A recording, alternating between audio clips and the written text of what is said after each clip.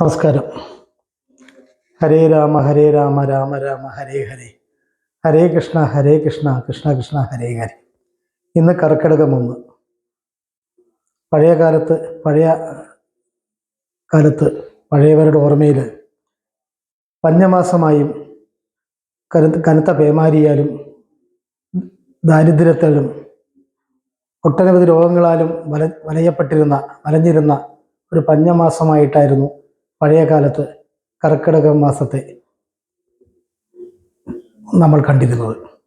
എന്നാൽ ഇന്ന് ആത്മീയത നിറഞ്ഞ ഒരു പുണ്യമാസമായി കർക്കിടകം മാറുകയാണ്.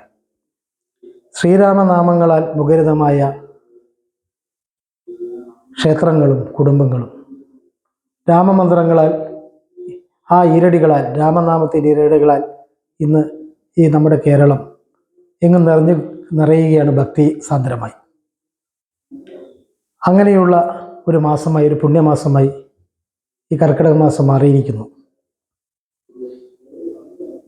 രാമായണം നമുക്ക് തരുന്ന ഒട്ടനവധി സന്ദേശങ്ങളുണ്ട്.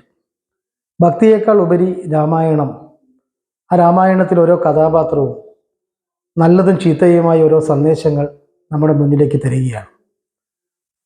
പഴയകാലത്ത് നമുക്കറിയാം, എല്ലാ ദിവസവും രാവിലെയും രാത്രിയിലും രാമായണത്തിൻ്റെ ഇരടികൾ കേട്ടുകൊണ്ടായിരുന്നു നമ്മുടെ ബാല്യകാലത്ത് നമ്മൾ എഴുന്നേൽക്കുകയും ഉറങ്ങുകയും ചെയ്തിരുന്നത്. എന്നാൽ ഇന്ന് കാലങ്ങൾ മാറിയപ്പോൾ രാമായണം കർക്കിടക മാസത്തേക്ക് മാത്രം ഓർക്കുന്ന ഒന്നായി മാറിയിരിക്കുകയാണ്. രാമായണത്തിലെ കഥാപാത്രമായ കുംഭകർണന് 6 മാസമാണ് ഉറക്കമെങ്കിൽ നമ്മുടെ ഗ്രന്ഥക്കെട്ടിലെ അല്ലെങ്കിൽ ഗ്രന്ഥശേഖരത്തിലെ പൂജാമുറിയിലെ രാമായണം എന്ന പുസ്തകത്തിന് 11 മാസം ഉറക്കവും 1 മാസമാണ് ഉണർവും ഉള്ളത്. ആ 1 മാസക്കാലമെങ്കിലും ആ രാമായണത്തെ അറിയുവാനും ആ ഗ്രന്ഥത്തിൻ്റെ മഹത്വത്തെ അറിയുവാനും നമ്മുടെ പുതിയ തലമുറയ്ക്ക് സാധിക്കണം. ഭക്തിയേക്കാൾ ഉപരി നേരത്തെ ഞാൻ സൂചിപ്പിച്ച പോലെ ഒട്ടനവധി സന്ദേശങ്ങൾ, നല്ലതും നമ്മൾ ജീവിതത്തിൽ പുലർത്തേണ്ടതും പുലർത്താൻ പാടില്ലാത്തതുമായ ഒട്ടനവധി സന്ദേശങ്ങൾ രാമായണം തരുന്നുണ്ട്. അതിനേക്കാൾ ഉപരിയായി മറ്റൊന്ന്, രാമായണത്തിൻ്റെ നിരന്തരമായ വായന കൊണ്ട് മലയാള വാക്കുകളെക്കുറിച്ച് നന്നായി പഠിക്കുവാനും ഉച്ചാരണശുദ്ധി വർദ്ധിപ്പിക്കാനും രാമായണത്തിന് നിരന്തരമായ വായന കൊണ്ട് സഹായിക്കും. വാൽമീകി രാമായണത്തെ ചുവട് പിടിച്ചുകൊണ്ട് ലോകം മുഴുവൻ നിരവധി രാമായണങ്ങൾ ഇന്നും പ്രചരിച്ചുകൊണ്ടിരിക്കുകയാണ്. കേരളത്തിൽ കിളിപ്പാട്ട് രൂപത്തിൽ തുഞ്ചത്ത് രാമാനുജൻ എഴുത്തച്ഛൻ നമുക്ക് സമ്മാനിച്ച ആധ്യാത്മിക രാമായണം, അതിലെ ഓരോ വരികളും വായിക്കുമ്പോൾ മലയാള അക്ഷരത്തെക്കുറിച്ച് കൂടുതൽ അറിയുവാനും അതിൻ്റെ മനോഹാരിതയെക്കുറിച്ച് കൂടെ മനസ്സിലാക്കാനും നമുക്ക് സാധിക്കും. അതോടൊപ്പം ഞാൻ നേരത്തെ സൂചിപ്പിച്ച പോലെ നമ്മൾ ജീവിതത്തിൽ പുലർത്തേണ്ടതും പുലർത്താൻ പാടില്ലാത്തതുമായ ഒട്ടനവധി സന്ദേശങ്ങൾ രാമായണത്തിൽ ഓരോ കഥാപാത്രവും തരികയാണ്. രാമായണത്തിൻ്റെ നായക കഥാപാത്രമായ ശ്രീരാമചന്ദ്രൻ, അദ്ദേഹത്തിൻ്റെ ജീവിതത്തിലൂടെ നമുക്ക് കാണിച്ചു തരുന്ന ഒട്ടനവധി കാര്യങ്ങളുണ്ട്. മാതാവിനെയും പിതാവിനെയും ഈശ്വരന് തുല്യം, തനിക്ക് ജന്മം നൽകിയ മാതാവിനെയും പിതാവിനെയും ഈശ്വരന് തുല്യം ആരാധിക്കണം എന്ന് ശ്രീരാമചന്ദ്രൻ തൻ്റെ ജീവിതത്തിലൂടെ കാണിക്കുകയാണ്.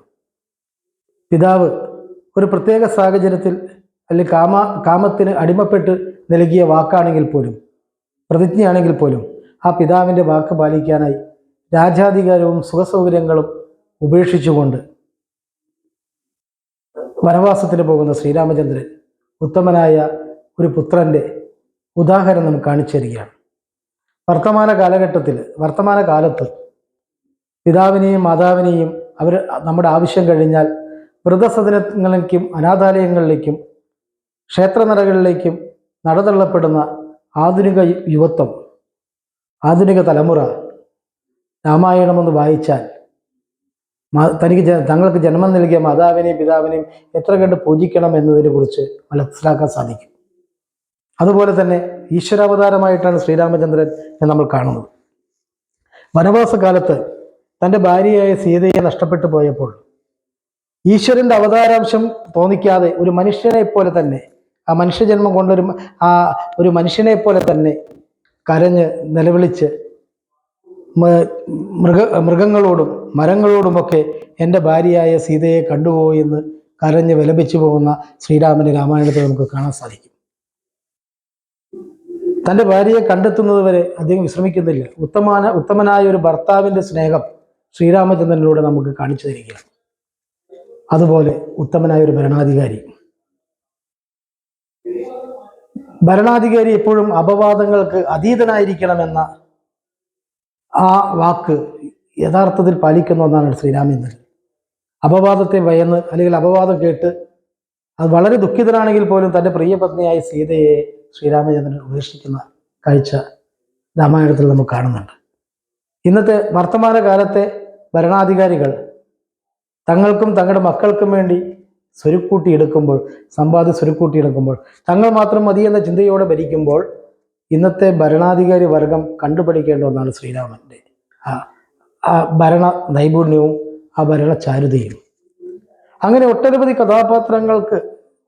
കഥാപാത്രങ്ങളെ കൊണ്ട് നമ്മുടെ മനുഷ്യജീവിതത്തിൽ പുലർത്തേണ്ട കാര്യങ്ങളെക്കുറിച്ച് രാമായണം വളരെ വ്യക്തമായി പറയുകയാണ്. രാമായണത്തിൽ മറക്കപ്പെട്ടിരിക്കുന്ന, നമ്മളൊന്നും ആലോചിക്കാത്ത, ചിന്തിക്കാത്ത കഥാപാത്രങ്ങളുണ്ട്. ലക്ഷ്മണപത്നിയായ ഊർമിള, ശ്രീരാമനോടും സീതയോടൊപ്പം 14 വർഷത്തെ വനവാസത്തിന് ഭർത്താവായ ലക്ഷ്മണൻ പോകുമ്പോൾ ആ ഭർത്തൃവിരഹം, ആ വിഷമം നിറകണ്ണുകളോടുകൂടി നോക്കി നിൽക്കുന്ന ആ വിഷമത്തെ സഹിച്ചുകൊണ്ട് ഭർത്തൃമാതാക്കളെ ശുശ്രൂഷിക്കുന്ന ഊർമിള മറയപ്പെട്ടിരിക്കുന്ന ഒരു കഥാപാത്രമാണ്. അങ്ങനെ നിരവധി കഥാപാത്രങ്ങളുണ്ട്.